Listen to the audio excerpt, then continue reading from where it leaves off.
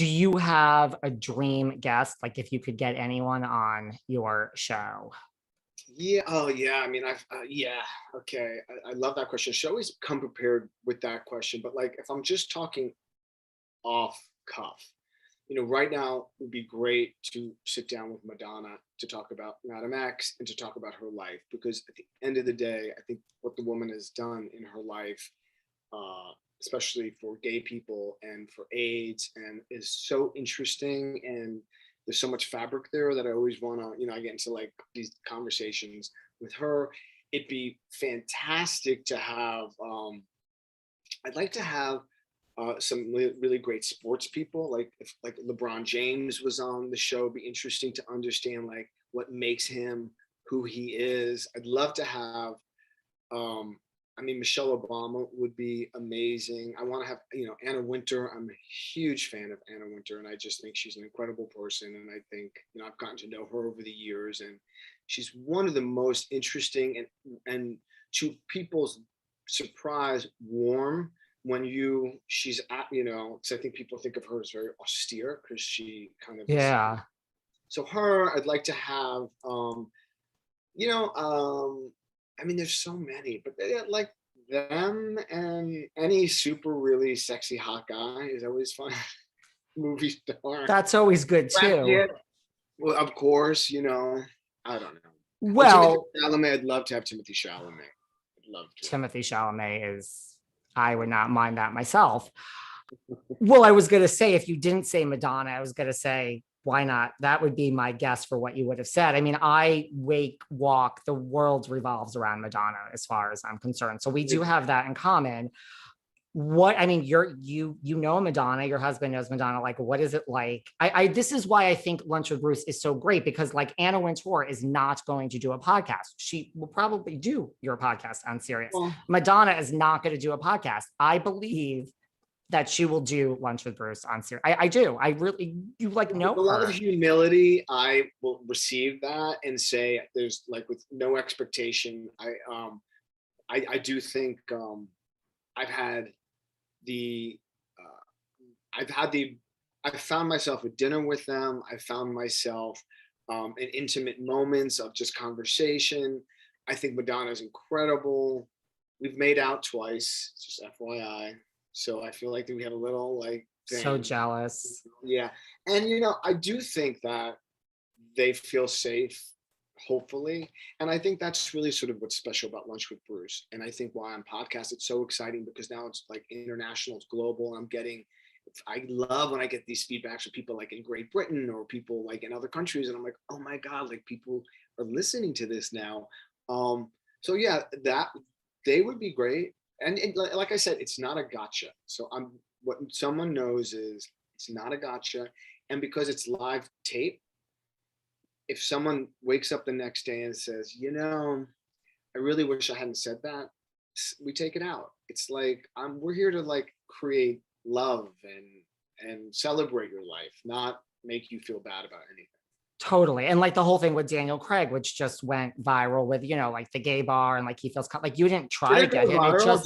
What happened to I don't know. Well, the Jennifer Aniston thing went viral, and the Daniel Craig thing, I think because it's your newest episode at this moment, it's getting legs. I mean, his story is a good story.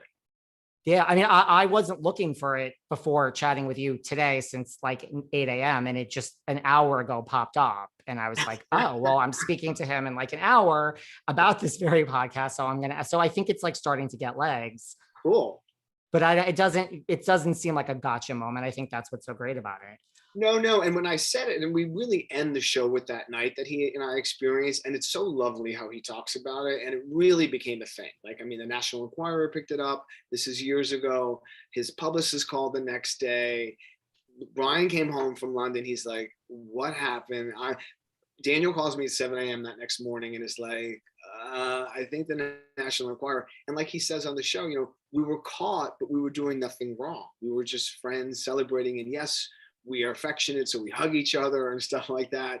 And I love how what he talks about loving gay bars. And this was certainly not the first gay bar he went to, because he is a friend in a profound way to the LGBTQ plus community tremendously. He is one of these bastion of heterosexual sexiness that is actually so confident in who he is that none of that matters. And he talks about when he goes into straight bars, and I've heard him say this before, guys are very macho, so they see James Bond walk in and they want to, like he says, dick swinging. He's like, I don't need that. Like, I don't want to get into a fight. Just give me my drink, man, right? Just give me my drink and maybe kiss. When that guy said to me in the gay bar, are you his manager? I said, and I don't know if you've listened to this, but this guy comes up to me and he says, oh, are you his manager? And I lose it on the guy. I'm like, his manager. We're in a gay bar and you're not asking me if I'm sleeping with him? Like, what? You're like, wait a second, I'm so offended right now. Like, completely. It's funny. It's really funny.